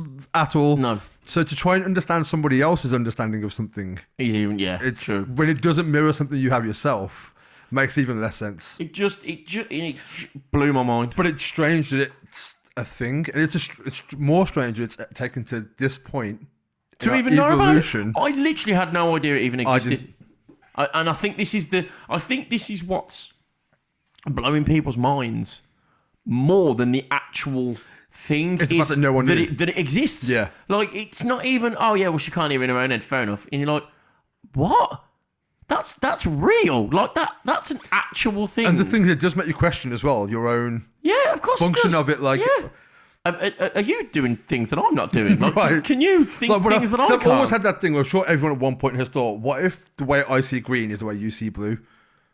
There was a guy we used to go to school with. We won't name him, but he was colourblind, and this was my first experience. I think I remember the guy. Yeah, this was my first experience with people being colourblind. I knew about it. I didn't know anybody. Right. We'd be walking down the street. Excuse me. And all of a sudden, out of nowhere, he'd be like, "Fucking hell! Look at that pink car!" And we'd all turn around and go, "What?" Did he know he was colourblind? To begin with, I don't think so, because he kept doing it. Right. So we would go, "Look at that fucking pink car." Then we'd all be like, "What are you on about?" Oh no, and then he literally would go, "No, I'm just winding you up. Don't matter." And then as the years went on, I think he realised that it wasn't pink. Right. It's just what he perceived to be pink. But wouldn't that have been picked up on like a really early age? Like if someone was, for example, when you're infant school or whatever, and you're painting a picture and someone's like, paint the elephant grey, and he did and a you green paint it one. pink. Yeah. Wouldn't people be like, hang on? But I suppose, but there's always ways to mask it, isn't there? You know what I mean? There's always ways to. But there is that whole thing of disguise like, if I see blue as blue, my blue, and you see blue as my green, and we've always called it the same colour. That's what I'm saying, and that's why I think he either didn't believe or didn't want to believe that he was different, so he just played it down and just went, "Well, pink's pink. I'm just winding you up." But then I think as he went on, he like towards as we came to leave school, Yeah. he would then just openly admit it. "Oh yeah, fucking done it again, and I'm colourblind." And That would only really be a problem. Actually, no, that could be a problem. If you were like, I'll be wearing the pink shirt we're meeting on a date. Or an electrician. Or an electrician. Then it'd be bad. That would be bad. That's the worst thing in the world. Again, though, if you are consistent with the way you see colours, so every brown was yellow to you. I think without knowing an expert in colourblindness, I think it's only certain colours. I think it's only certain colours. Yeah. To my understanding. I think brown and green, I think that it is more earthier tones. But I don't know. I have no fucking idea. But same thing, like same as that girl, if you've no idea that it's not normal until someone points it out, she obviously knew.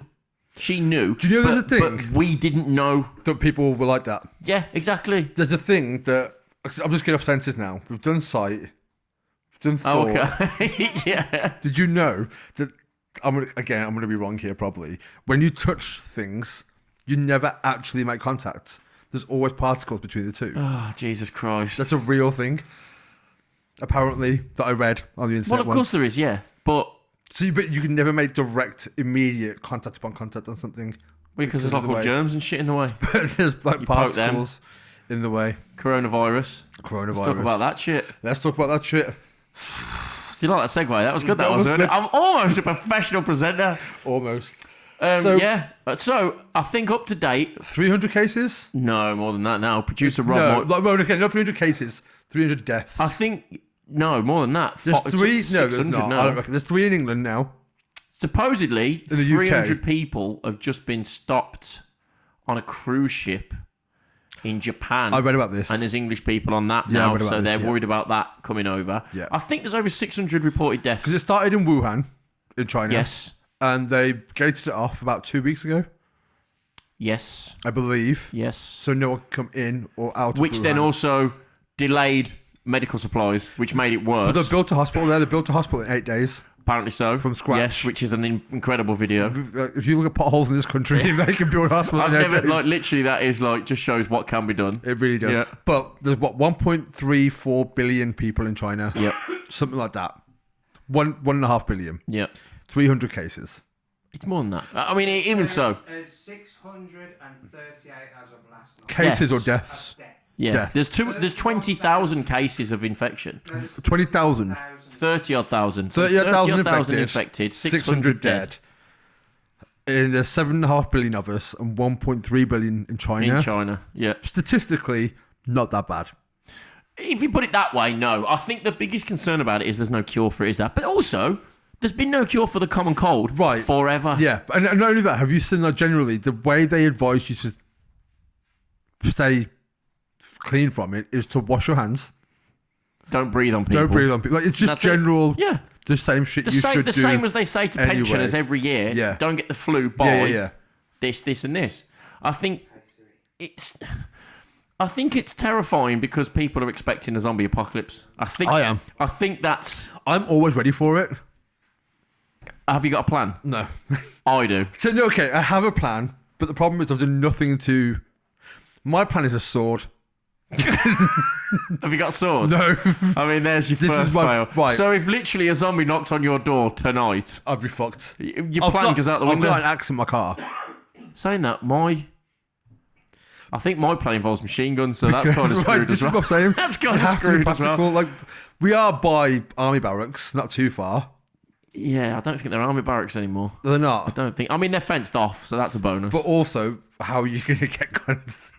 No, I know. From the people who currently have the guns. That's the biggest issue is you watch all these zombie films, series, everything. They all shoot zombies. Yeah. That's why they're all set in America. This is why I'm thinking sword. Yeah. Well, no, 28 days later is in this country, but it's got the army in it, so it's got guns in it. But so is Shaun of the Dead. Look at that guy. Yeah. Records. I love that scene. Golf going through the vinyl. Yeah. Exactly. But that's what I'm thinking sword. It doesn't need to reload. It's not going to make any noise. It's heavy duty. Sword. Stabbing someone's a different... I'm not stabbing, just decapitate the fuck out of yeah, all of them. That's a different... Go full Highlander on them. It's a different situation, isn't it? What's your weapon of choice? I'd probably say like a big stick, like a baseball bat. You were about to say a big stick, weren't you? I was going to say a big stick, and then I thought that's probably not that practical because it might snap. And also, I haven't got that many big sticks. Yeah, I haven't got that many big sticks. But I've got a baseball bat. I've got a baseball bat, and I reckon I'd be pretty handy with a baseball bat because it's not too heavy. It's not too, but you've still got to get in quite close. But I'm 6'4", so. But all you're doing with that is long reach. But you're just bashing them. A sword, telling you. All this is telling me is that should this happen, you're not my guy to go to. No, because I've got survival skills and I've got if I might not have the weapons, but I've got a plan. What's your plan? I can't tell you because then everyone will go. What's your plan? But it's to go to a place because. Is it the castle? No. Okay. No. What's going to become? We have a castle. What's going to become currency if there's a zombie apocalypse? Water. And. Petrol. Correct. What do we live near? A lake? A fucking great big oil refinery. Yeah, that's true. Which is basically enough petrol for the country forever. Not forever. Not forever. But enough. And it's all fenced off. It's all nice and high. It's all in the middle of fields. Don't go there, by the way. It's a really bad idea. Well, no one knows where we live, so you're fine. I mean, I'm sure there can't be that many oil refineries in the UK. That is true. Will it be needed? What? Will it still be in use? What? Fuel? Yeah. Oh, yeah. Because of the old... Well, it depends when it's happening, because if it's in 2035...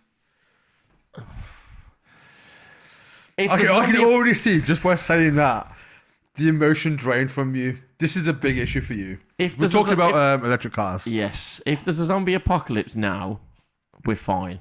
Because there's V8s in the world still. And different cars and everything. I really don't like this subject. I can see this is upsetting you already. But it was announced this week, wasn't it, that... Originally by 2040, it was which was ridiculous in the first place. Yeah. It will be illegal. Their exact words were, it will be illegal to buy any petrol or diesel or hybrid vehicles, which includes vans, cars. It doesn't include motorbikes, which is a bit strange. Buy, is this from manufacturers? Or from new. So you won't be able to buy new. So they won't manufacture? No, there will no longer be new petrol, diesel, or hybrid vehicles produced. Okay. In 15 years. 15 when years. You say 2035, it sounds... Miles away. Yeah. You say 15 years. That's insane. Well, if you think 2005 was 15 years ago. It just... And 15 years to me still sounds like 1993. Like, I haven't fully caught up with how much time has gone.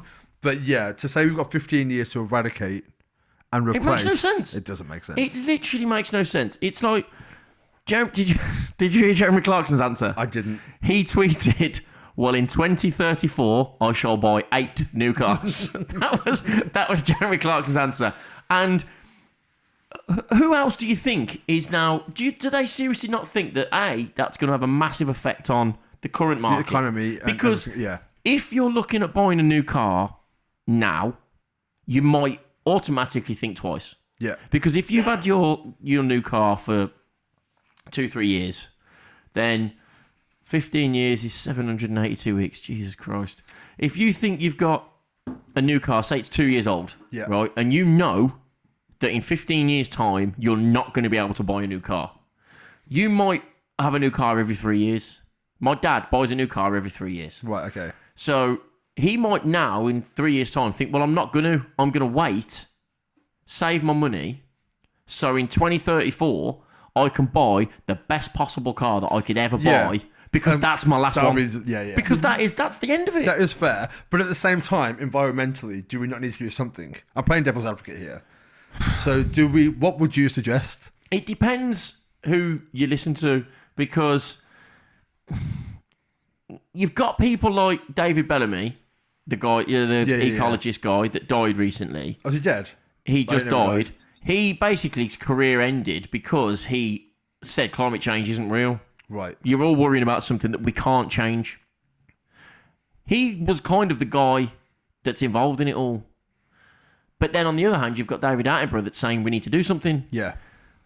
We have only been in this planet for a very short amount of time. Yeah, I think there's a thing which is, if you put it into an hour, we came 2 minutes ago. Exactly. So it's like, I don't see, I mean, again, I don't know scientifically how much of an effect the human race has had on the planet. It has to have had some effect. Yeah.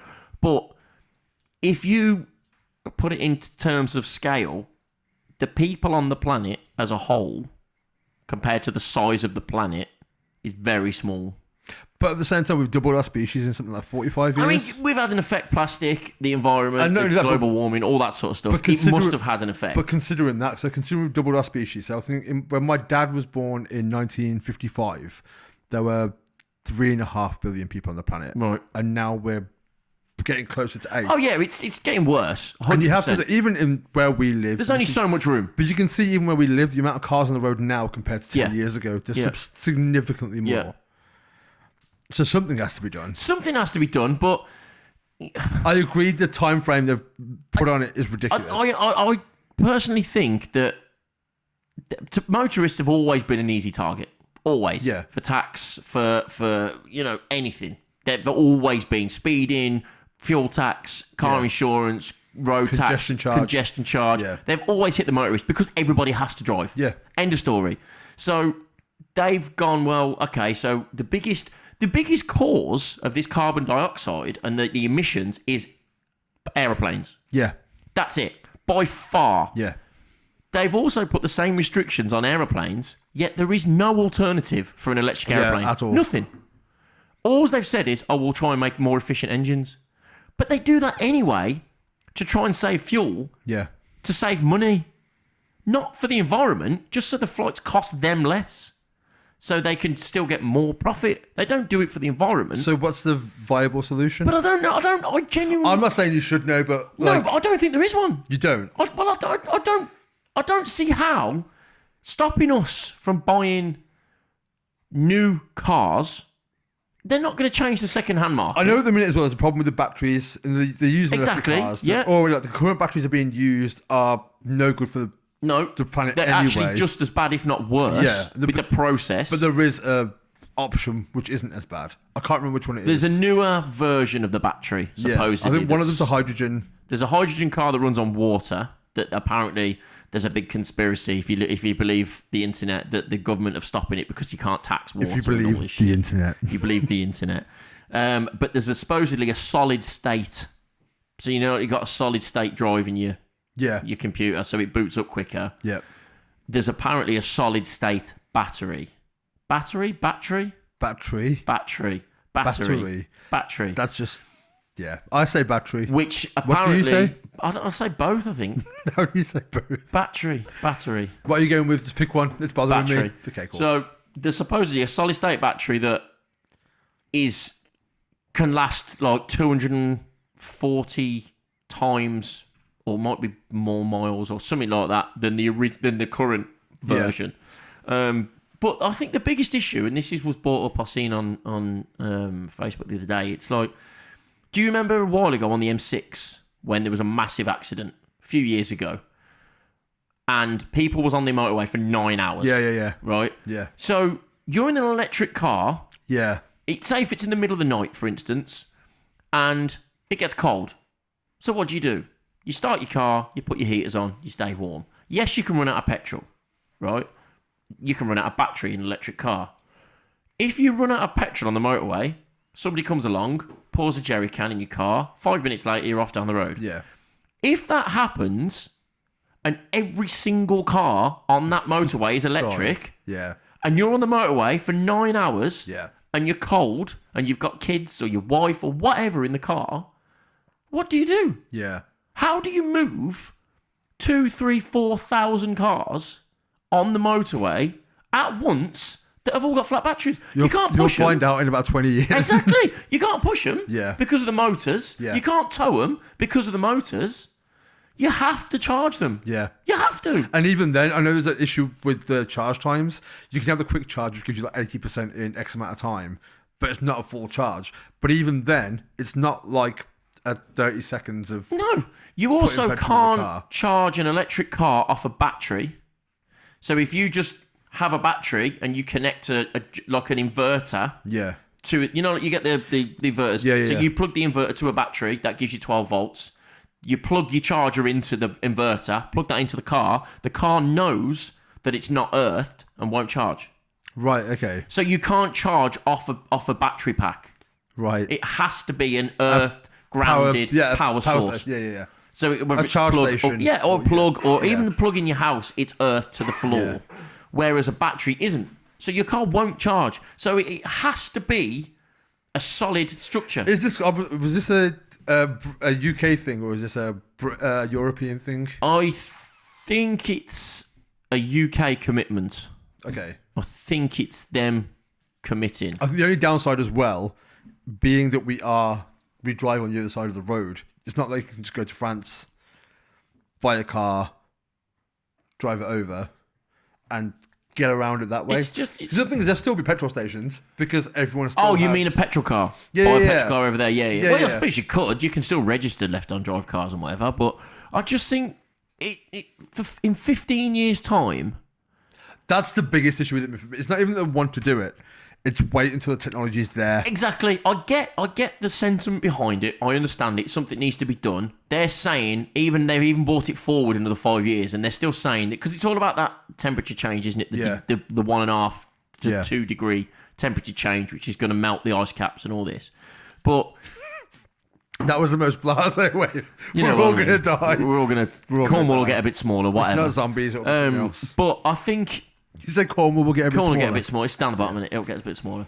But we'll be fine. We'll be fine. 100% geographically, we are the furthest point from any place in the UK from the coast. In the middle. Exactly. In the middle. I just don't get how in 15 years they're going to build enough infrastructure to charge. See, that side of it... It just makes no sense. That side of it I don't think is the issue. I think there will be... Because the problem is what they'll do is they'll contract them out where you can make so many...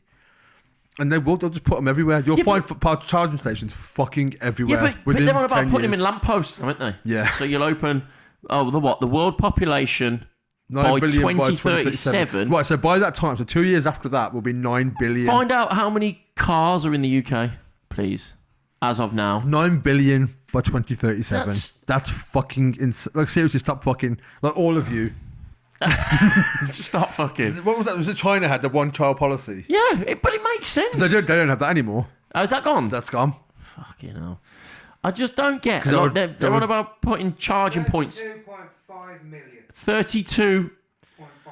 And there's 65 million people in the UK. So basically, there's one car for every two people. For 2 people. So 50% of the UK has a car. And obviously, you're not accounting for children who can't drive in that as well. No, true. But there's 32 million cars. There's 32 million cars. Is it 65 million people? In the UK, yeah, 65 So million. there's 32 million cars on the road that every night Yep. at the same time Yep. will need charging from the national grid. Well, again, so you're looking 15 years time. Yeah, we're fucked. I was gonna say, I was gonna try and find a kind of like the technology will be better, the batteries will be better, but They pick up surges in power. You know, like when the X Factor finals on or some big sporting event or whatever, and everybody at half time of the England final or whatever presses the kettle on, and there's a big surge in power because everyone bores the kettle at exactly the same time. What's it going to be like when 32 million people, but more by then as well. So you're looking at about 50 million. all plug their car in at the same time? 15,000 births each hour. 6,316 people die each hour. So So that's 9,000 swing. So there's 9,000 people more on the planet every hour, oh my God. which is fucking insane. I honestly believe that is the biggest issue Population. as a species that we 100%. have is species. We're going to outgrow the planet. We will. Yeah. It's not even that there's too many of us. It's just the resources we have. Yeah. And that's what I'm saying. And then they're saying we're going to run out of oil. We've got to stop drilling for oil. Yep. It's bad for the planet. It's bad for the environment. All the emissions that the oil creates. Everything else. But This really upsets you. I love technology. I love the thought of an electric car. I would have a Tesla. Okay. It wouldn't be my only car, Yeah. but I would have a Tesla. Every time I see somebody driving down the motorway in a Tesla, I look at him and go, prick, he's driving for free. Yeah. It's costing me. I'm watching my mileage going down, Yeah. and he's just sitting there, and all he does, he gets to the service station, plugs his car in, goes for a piss, comes back and carries on. That's it. I think I'm jealous of that guy. So is it the practicality of it and not any passion for... It's not... There's no love towards the motor industry as it is. No, I'm annoyed that they're stopping point blank Yeah. you buying anything other than an electric car. Yeah. I don't agree with that. I agree with the reasons, Yeah. but I think it's a knee-jerk reaction too late. Like, they should have made this choice. This should have been coming for a while. 15 years isn't a long time. It really isn't. It's not. Especially for an industry of that size. And that's what I'm saying. Like, all of a sudden, in 15 years' time, unless all of these manufacturers solely make electric cars, you're going to have hundreds of thousands of people out of a job. Yeah. And not only... Well, you say that, but surely there'll be more industry within making It electric will cars. create industry to an extent. So if you're working for Jag Land Rover and they just start purely making electric cars, you're still making cars. You're just building a different type of car. But So I don't think that... It might happen. I don't think that's the greater issue of it. I think the biggest problem is going to be if we're solely a country doing it. If other European countries aren't doing it, America aren't doing it, China aren't doing it, that's where we either fall behind. I think it's more of a... I think they're just trying to... They want to become a carbon neutral country. Don't Which they? I get. Well, we should as a species be aiming towards that anyway. Because it's not so much our generation that's going to be affected, it is future generations that we're kind of fucking the planet over What fucks for. me over as well is, when I used to work for Sky, Yeah. fitting Sky TV, that was in 2010. Before that, probably, Sky became a carbon neutral company 10 years ago, over 10 years ago. And they had 2,000 engineers driving around in vans all day. But they became a carbon neutral as a massive multi-billion pound company. They became carbon neutral. They brought in procedures to lower their carbon emissions, to offset. They planted more trees. They've done different things. They put trackers on the vans. Do you know what I mean? They took steps over 10 years ago. Yeah. So why now, as a whole country, as the government decided in 15 years, that's your lot? Yeah. But they haven't put... But with no... It just doesn't make sense because you're still going to have 30-odd million cars on the road that are only getting older. Yeah. And only getting worse for the environment. That is, I mean, that's the thing. Is if you look at like the congestion charges and stuff like that now, and they have the whole green zone. So if you have like a lower emission car, and those cars, like you said, are going to get older, and there are people who aren't going to go out and buy new cars all the time anyway. And all that it's going to do is either push the value up of petrol cars. So what might be a $2,000 Focus now might become a £5,000 Focus. Because it's a petrol car. It's Right. not electric. Yeah, exactly. It's just going to... They've done the whole scrappage scheme to get rid of unhealthy, bad for the environment cars. Yeah. Here's £2,000 for your car, regardless, to buy a new car. We're pushing diesel. Diesel's the best for the environment. Then they realised that diesel wasn't. Yeah. So they'd forced everybody to buy diesel cars. All the vans, the trucks, everything all went diesel. This wasn't even that long ago. Yeah. And then they went, oh shit, diesel's not great. Just buy petrol now. So then everyone went to petrol, and now they're going, shit, that's not great either. Batteries. Put batteries in the petrol cars. We've got hybrid cars. They're Yeah, great. yeah. So everyone went and bought hybrid cars, and now they're going, oh no, they're shit now as well. We've just got to use battery cars because they don't put out any emissions. But you're digging half the fucking ground up to make the batteries. Yeah. It's not a viable solution to me. It's not a fix. It isn't practical, and especially for the time It's frame. just shifting the problem. Yeah, the time frame they're giving it, that's the biggest issue, is the fact that they've given it 15 years to change what is one of the biggest industries. Massive. But not. It's not just industry. It's infrastructure. Yeah. It's changing your life. Yeah, no, it is. People's lives. And it is, and the things I hadn't thought about, that whole, if you're stuck in traffic and your battery dies. I don't think they have either. I genuinely don't. Like, it just... How are you all of a sudden going to charge 4,000 cars that have all died on the motorway in a traffic jam? It just makes no sense. Yeah. It just makes no sense to me. I just don't understand it. I just think it's a stupid knee-jerk reaction to please a small minority of people that want to save the planet but can't be asked to think of a solution to do it That is themselves. the problem. I think we live in an age as well where, especially social media, which I'm a fan of social media, I am. I prefer social media when it was social networking. I do think they're two very different things. I think how it started and how it's evolved have become very different things. But the problem is now people are a like and a share away from I've done my part. Exactly. And that's it. Yep. And we live in a culture of... Do you remember when the Coney thing happened? Oh, yeah. And then, yeah. and for about 3 days, everyone was the most activist person in the We're fucking going to do world. this, we're going to do Because that. they We're going to watched have a street very parties. well-made Yeah. video. Yep. And then the guy freaked out, masturbated in the street in LA. That's what happened. The guy jerked off in the street and he got discredited. It was Invisible Children. Who's this? The guy that made the video? The guy that made the video. The guy who's in the video with his child. So in the video, I mean, this is 2008, I think.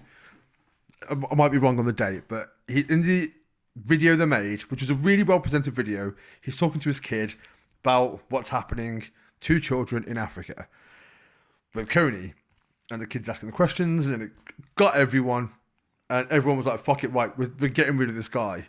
And then I think the amount of media pressure he got from it, he freaked out, got caught jerking off on the corner in LA somewhere. That got reported, discredited him, and because of that, discredited the company. And just people forgot. In a week, people just didn't give a fuck. And Coney's still out there I running don't think around. he is now. I think he was for... Did he get caught eventually? I think for a decade he was. Again, I'm not that up to date on my Coney information. But that was one of those things where people felt like they were taking part in something and contributing. And as soon as it was discredited... Because the thing is, the cause wasn't... It was only the guy. The issues that he was talking about were still prevalent. They're still there now. They're still there before. Just because one dude jerked off in the street... That was it.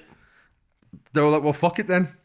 I think that's a problem, that people will be involved in something because it makes them look or makes them feel like they contribute to something.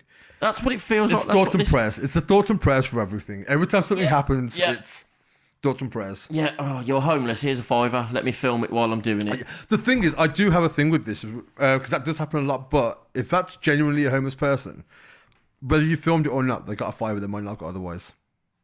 Oh, yeah, okay. That's my have a only different viewpoint on opinion it, on that. which is I don't see why people have to tell everybody. I understand it. I agree. It helps other people do it, but just tell your mates. I agree. You don't need to put it on Facebook. I agree, and I haven't, and I wouldn't. Do you know what I mean? Like, if me and you were sat now, and go, I met a homeless guy the other day. Yeah, I bought him a pasty from Greg's. Oh, Right. yeah, sound. But if we I didn't made film it, put it on if Facebook. our next video was us doing that to homeless people, then it is more. It's not a self-attack. It's more to promote. Look how fucking great we are. Exactly. and how That's what I charitable. don't agree with. But ultimately, someone might have got fed because of it. True. And someone else might have done it as well. So there's a double-edged sword there. So that's why I think ultimately that outweighs people's ego or whatever the fuck it is their need for, look how great a human I am. I gave someone a hamburger and then carried on my day. But I still think that the thoughts and prayers thing and the liking and the sharing and that whole culture that's come about, it's good for awareness, but it's bad for actually affecting anything. It is literally going to be, in 10 years' time, it's literally going to be a sea of, I bought my Tesla 5 years early because I'm a badass and I love the environment. Do you know what I mean? That's what it's going to be. And it's literally going to be who can get their car the quickest because I care the most. I'm going tomorrow. I'm going to order my Tesla tomorrow. That will be the thing as well. But there is... I just think it just makes no sense. But the thing is, I think... In the same way you said, because I wasn't sure if your opinion of it would be shaped by your love of cars. It is, and that's a whole different side to it. Like, that's the actual practicality I like of cars. it. Yeah. You love cars. I do, and my last 10 years of my life has been all car-based. Yeah. And my job, my hobbies, my friends, my family, everything has all been around what part cars, of it motorsport. do you feel won't be there anymore if you go purely electric? Motorsport's going to just be gone for a start straight away because the World Rallycross tried to implement electric-only rallycross cars. Bearing in mind, rallycross cars are the rawest, most insane race car that you can realistically, not bar F1 cars, whatever technology-wise, but they're the rawest form of cars that you can have. 600 horsepower, all noise, flames, jumps, everything. And they've said, no, what we need to do here is make them all electric. So when you've got 10 cars on the start line and they're all anti-lag popping, banging, bang, bang, bang, bang, bang, bang, and you can feel it in your chest, what we're going to do is take all that away and we're just going to have a whine. But most of them will probably have a siren because apparently electric cars also have to make a noise. So we've made them all silent, but they have to have a noise for pedestrians. So Is that a thing? Pedestrians, yeah. So if you go to the States and you've got all these Google cars that are driving themselves around and all that shit, they all have a siren. So you know they're coming. So it's just going to be a noise of sirens constantly. But your motorsport, all that's going to go. So when you go to a racetrack and you smell the oil, you smell the petrol, you smell all that's going to finish. Have you seen just quickly the movie The Dilemma? Vince Vaughn and Kevin James. There's a thing in that just made me think of it where they're making electric cars, but they make them so they still sound and feel like petrol cars. So they're basing it on like 65 Mustangs and like 66 Camaros and stuff like that, but it still feels and sounds like a petrol car. Right. But it's not. Just something to think about. Okay. If they could do that. Well, the new Ranger Raptor pipes in engine noise through the speakers. Oh, does it? Yeah. That isn't the same though, because you're not feeling it. I think that's the biggest thing is the feel of it. It's just motorsports. Motorsports already take it. That's another subject for because we're running out of time. But motorsport is already taking a massive hit in the UK just because noise complaints, this, that, and the other environment. And I think electricity is just going to wipe it off the face of the earth. I really do. It's still going to be there. But it's literally going to change everything for good. And that's going to be like Formula E is already massive. Yeah. It's great because it opens it up to different places that it wouldn't necessarily, like city centres, you know what I mean? London was going to have a track and all that sort of stuff because it's electric, so people can't complain about the noise. But I just think in terms of motorsport, that's going to finish it. And I also think, like you mentioned earlier, about the second-hand market. If you've got an expensive car now, say a classic car, a big V8 or whatever, V12 Lamborghinis, all that sort of stuff, they're going to double in price. Yeah. Like because you imagine all of a sudden the whole of the UK goes all electric and your mate's got a V12 Lamborghini. Yeah. He's going to be God. Yeah. Because that's going to be literally the last of the big engines. And it will be, the thing is, especially the last ones made. Yeah. They're going to be almost like collector pieces. They're already I've got to have. They're already phasing out V12s because of the environment.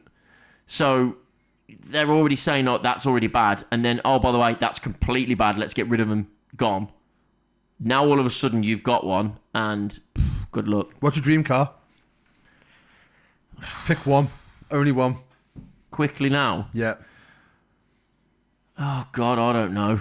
That's a random question you've just thrown at me. What's yours? 67 Camaro. Okay, classic. That or a 68 Charger. I love American muscle cars, so they'd be my two: 67 Camaro or 68 Charger. I think it'd have to be a Lamborghini. Really? I think so. Yeah, something. Would you fit in a Lamborghini? I'd fit in an Aventador, but that's about it. Right. Okay. I've never driven one. I have driven one actually. I done one of them track days. Oh right. Okay. How was it?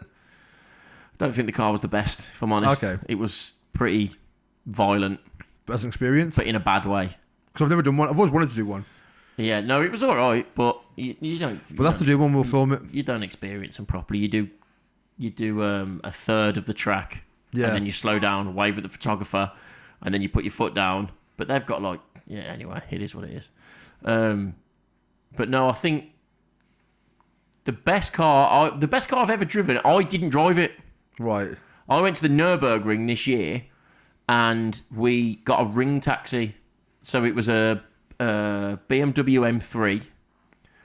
It was a four-seater, but they'd converted it into a race car. So it was full roll cage, 4 bucket seats, with a proper driver, and I was sat in the back over the rear axle. Incredible. The single best experience of my life as a passenger in a car ever. Right. Okay. It was that well set up. Shout out to Apex, by the way, because it was their car. It was that well set up. I could feel the movement of the tyre walls underneath Really? me. It was incredible. Right, okay. When you was going around a corner, at any minute you thought you was immediate death. Which is what you want. But it never ever stepped out. Yeah. But you could feel it moving underneath you on the tyre walls. It was that precise and that amazing. And I don't think I've ever experienced anything like that. You definitely would never experience that on the road. Yeah. But it was also my first time around the Nürburgring, which I've been to now 3 times and still never driven around it myself. I've been there 3 times. How have you still not driven around it? First 2 times I was racing there, but not... we was in the car park, in the F1 pits. They set up a track next to the Nürburgring. Another time I went on a road trip and we drove past and stopped in and watched. And then the third time I actually went on, but it was in a taxi.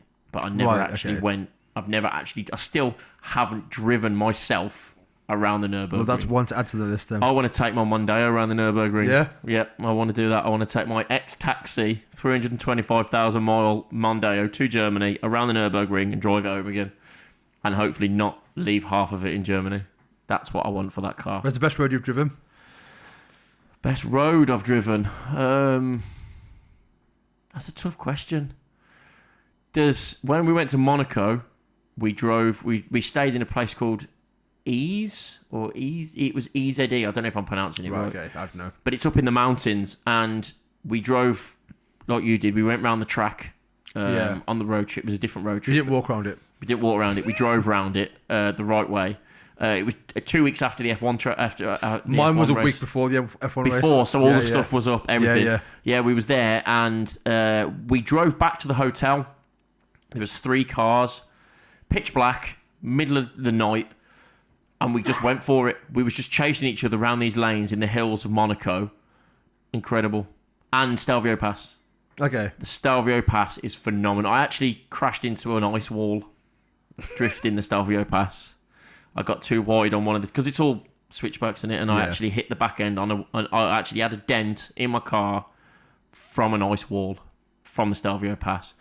I fixed the whole car, but left that dent in because I wanted that dent. I wanted people to say, where you had that dent from? Yeah. Well, and then I could tell them the story. I've got a story for you. Yeah, exactly. Yeah. I left that there. What about you? What's your favourite car? That I've driven? Either. Favourite car, like I say. The Camaro. Camaro. Yeah. Favourite car I've driven? I haven't driven like my Capri, which was a piece of shit.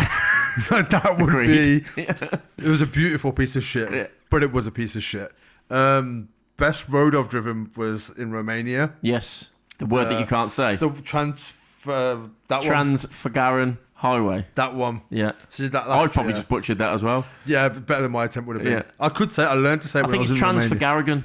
It might be that. It sounds more like Transfagaragan. Yeah, something like that. But in Romanian. But that road. And I went purely because of Top Gear. When they went, they were like, it's the best road in the world. I was like... Same as why we went Stelvio. Yeah. Exactly the same reason, because it was on Top Gear. Yeah, I was like, let's find out. Yeah. And fuck me, that road. I need to do that road. Like, genuinely. I need to in a good car. We need to do that road. Yeah, BMW, Audi, if you're there, yeah. We'll hit us film up. it. Yeah, Anyone yeah. really? It doesn't have to be specifically It them. really hasn't. Vauxhall, Ford Transit. What's that say? Transfigurison. It's close. Sounds. They've got accents on it. Yeah, Which I'm not sure how to spitting pronounce, involved in it or But something. there might be from getting another beer. But yeah, no, it's something like that. But no, I'd like. yeah, that road I do want to do that road. And Romania as well. It's fucking beautiful. That as a country. Did you do PCH, Pacific Coast Highway in the States, Route 1, Yeah. LA to San Fran? The 101. No, the 101 is the freeway. Sorry, you've got the route. I think it's the I-5, which is the motorway. That's the one further in. Then you've got the 101, which is just a bit further in. Then you've got actual Route 1. The Big Sur one. Big Sur, yeah, Yeah, the yeah, single yeah. track Yeah, road. yeah. Although that is phenomenal road. Yeah. Did you go down it or up it? Down it. So you had the sun in your face? Yeah. That's the other way's better. Okay, I'll go back. When the sun's behind you, because you can't see half of it. See that and Iceland as well. Driving around, there's one road in Iceland called Road 1, which just goes around the country. Okay. Like literally, there's only 330,000 people in Iceland, so you can imagine there's not much traffic. No. And I think a third of them live in Reykjavik, and I lived 3 hours out in a place called Skogga.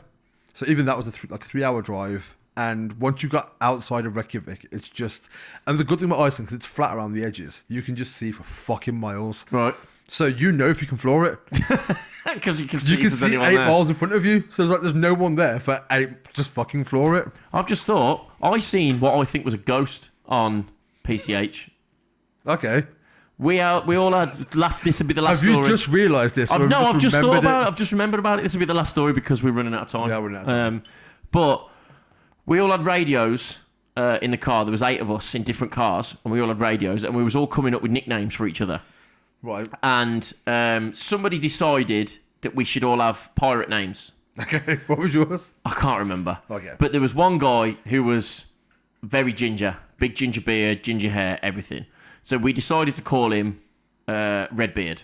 Okay. Right. Well thought out. Yeah, exactly. Creative. Like it. There's a part on PCH where you go above what feels like you're above the clouds because it's obviously on the coast. Yeah. The clouds are a lot lower than Vancouver's like that as well. It's like it's all the clouds are below you. So we came around the corner, literally 5 minutes before that time, we'd been talking about pirates and Redbeard and everything else. And we came around the corner and we was above the clouds. I was like, this is fucking phenomenal. Like you could see the coast, you could see the water, and then you would literally look like you could step out onto the clouds. As we pulled up into the viewing area, whatever you want to call it, the vista. Yeah.